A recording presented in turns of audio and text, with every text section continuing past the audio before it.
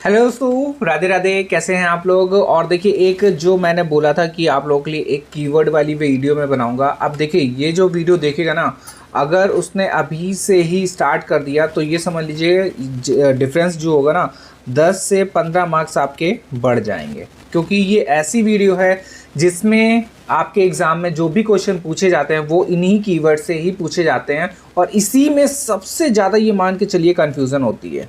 ठीक है, तो कन्फ्यूज़न ना हो इसकी वजह से ये मान लीजिए कि ये आपके कीवर्ड्स ऐसे हैं कि आप जब इनके क्वेश्चंस की प्रैक्टिस कर लेंगे और इसके नोट्स अलग से बना लेंगे। अभी काफ़ी टाइम है आप लोग के पास भी, और एक दिन में मेरे ख्याल से हर एक मतलब ये सब्जेक्ट के नोट्स बन जाएंगे जो ये कीवर्ड्स हैं उनके हिसाब से। ठीक है, क्योंकि आपको क्या है, सिर्फ पलटना है और उनको देखना है। जितने भी क्वेश्चंस आपको दिख रहे हैं तुरंत एक जगह नोट डाउन करना है और उन्हीं की प्रैक्टिस अच्छे से करना है। और जब एग्ज़ाम होगा तो उससे एक बार रिवीजन जरूर करके जाएं, क्योंकि कन्फ्यूज़न ना हो इसकी वजह से। ठीक है, अब चलिए जो कीवर्ड्स हैं ना उनको देख लेते हैं, क्योंकि काफ़ी इंपॉर्टेंट होने वाले हैं और मैं हर वीडियो में बताता हूं कि ये कीवर्ड्स बहुत ही इंपॉर्टेंट है। अब देखिए, चाहे वो बीएड सेकंड सेमेस्टर हो चाहे वो थर्ड सेमेस्टर हो, ठीक है, सेकंड सेमेस्टर वाले भी और फोर्थ सेमेस्टर वाले भी ध्यान से देखें, क्योंकि ये एमसीक्यू है और एमसीक्यू में ये वाले क्वेश्चन कंफर्म है पूछे जाएंगे इनसे, और इन्हीं में ही मान के चलिए कि ये कन्फ्यूज़न भी सबसे ज़्यादा होती है।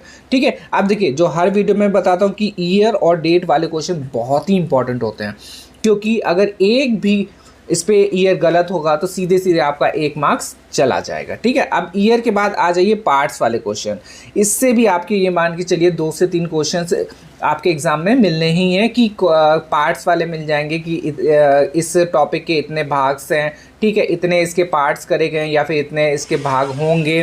ठीक है, ऐसे क्वेश्चंस बनेंगे, वो अभी हम लोग जब इसके क्वेश्चंस करेंगे वो बता देंगे। ठीक है, अब देखिए, कुछ टॉपिक्स में कुछ सब्जेक्ट में आपको फुल फॉर्म भी मिलेगी। ठीक, उनको भी आप लोग एक जगह नोट डाउन कर लीजिएगा, और अगर उससे रिलेटेड अगर और भी फुल फॉर्म्स हैं उस टॉपिक से रिलेटेड, या वहाँ पे कोई टॉपिक आया है अगर उसकी भी कोई फुल फॉर्म है तो उसको भी आप ज़रूर से ज़रूर लिख लीजिएगा, क्योंकि एग्ज़ाम में इससे पूछा जाता है। ठीक है, इन्वायरमेंट में तो काफ़ी ज़्यादा फुल फॉर्म पूछी जाएंगी, और किसी में आए या ना आए, बट इन्वायरमेंट में तो कन्फर्म है कि आपकी पूछी जाएंगी, और बाकी सब्जेक्ट में है बट कुछ ही इस पर फुल फॉर्म्स हैं। ठीक है, आप देखिए, कोई भी ऑथर होगा तो उसकी बुक्स होंगी, बुक्स वाला काफ़ी इंपॉर्टेंट टॉपिक है और इससे भी क्वेश्चंस आपके पूछे जाएंगे। तो उन बुक्स देखिए, आपके जो आपने इजी नोट देखी होगी अभी, और भी जितने भी हम लोगों ने गोल्ड के करे हैं उस पर भी जो भी बुक्स हैं, इसकी भी मैं एक पीडीएफ आप लोगों को मतलब कि एक वीडियो पूरा आप लोगों को बना के दे दूंगा। ठीक है, जिसमें कि कन्फ्यूज़न ना हो और अगर एग्ज़ाम में आपसे क्वेश्चन से पूछा जाए तो तुरंत ही हो जाए। ठीक है, अब देखिए, कॉम्पिटिशन लेवल तो है नहीं। ठीक है, कंपटीशन लेवल होगा तो इसका मतलब है कि कहीं ना कहीं से क्वेश्चन उठा के दे दिया जाएगा जो सॉल्व नहीं हो पाएगा, बट ग्रेजुएशन लेवल है और इसमें जो भी क्वेश्चन आएगा आपके सारा सब्जेक्ट से ही होगा, ज़्यादा कुछ बाहर से नहीं आता है। पेपर भी आपका इजी होगा, बट ये मान के चलिए जो पेडागोजी सब्जेक्ट है उसका थोड़ा सा लेवल हाई होगा, बाकी आपके सब्जेक्ट जो होंगे वो नॉर्मल ही रहेगा। ठीक है, ज़्यादा टेंशन लेने की भी ज़रूरत नहीं है, बहुत आराम से पेपर भी हो जाएगा। ठीक है फिर इसके बाद आ जाता है प्लेस। अब कोई भी चीज़ की स्थापना हुई है या कहाँ पे सिचुएटेड है वो प्लेस, मतलब कहाँ पे स्थित है कोई भी मॉन्यूमेंट या कुछ भी चीज़ पूछ लिया जाएगा कि किस जगह है, तो उसके भी क्वेश्चन ऐसे आपके एग्जाम में पूछे जा सकते हैं। ठीक है, अब देखिए, सबसे ज़्यादा जो मोस्ट इंपॉर्टेंट है वो आ जाएगा ओरिजिनेटर या फिर प्रवर्तक। इसके क्वेश्चन बहुत ही इंपॉर्टेंट है।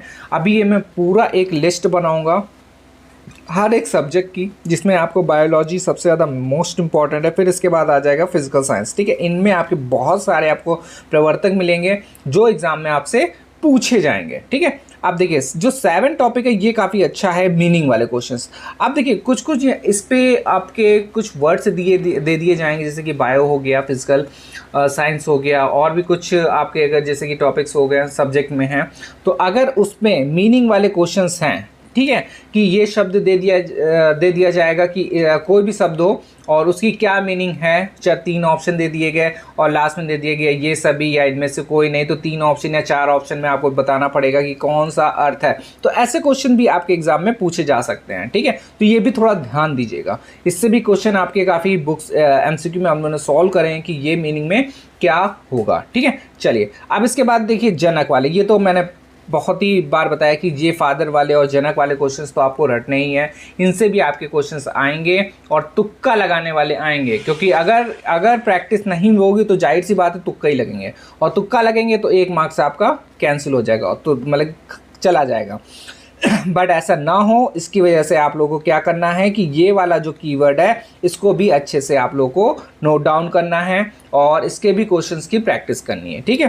फिर इसके बाद आता है कथन वाला। देखिए कथन में क्या है कि आपको जो इंपॉर्टेंट कथन हैं उनको तो देखना ही देखना है, फिर इसके बाद एक बार नज़र मार लीजिएगा, क्योंकि देखिए कथन तो बहुत सारे हैं, बट कौन सा एग्ज़ाम में आएगा देखिए हमको भी नहीं पता है और ना ही आपको पता है। बट जो भी हम लोग क्वेश्चंस की एमसीक्यू प्रैक्टिस कर रहे हैं, प्रीवियस ईयर की क्वेश्चंस की प्रैक्टिस करेंगे, उसी से देखिए मिलता जुलता आपके एग्ज़ाम में आ जाएगा और वही पूरा आप लोग को पढ़ के ही जाना है, ठीक है। ज़्यादा कुछ बड़ा कथन हो तो उसको मत पढ़िएगा, ज़्यादा क्वेश्चन नहीं आएगा।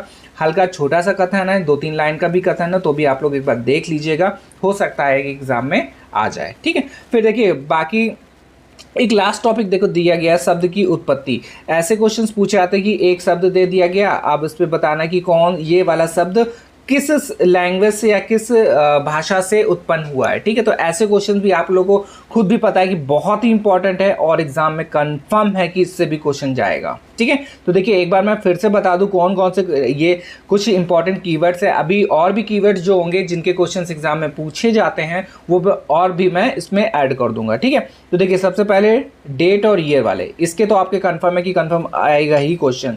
फिर पार्ट्स वाले, फिर इसके बाद फुल फॉर्म्स हो गई, फिर हो गई बुक्स हो गई, फिर हो गया प्लेस हो गया, फिर है प्रवर्तक या ओरिजिनेटर हो गया, फिर मीनिंग वाले क्वेश्चन, शब्द का अर्थ वाले क्वेश्चन हो जाएगा, फिर इसके बाद आ जाएगा फादर और जनक, फिर इसके बाद है कथन, फिर इसके बाद है शब्द की उत्पत्ति, ठीक है। तो ये 10 जो आपके कीवर्ड्स हैं ना, ये ऐसे कीवर्ड्स हैं ये आपके 10 मार्क्स बढ़ा भी सकते हैं और 10 मार्क्स घटा भी सकते हैं, ठीक है।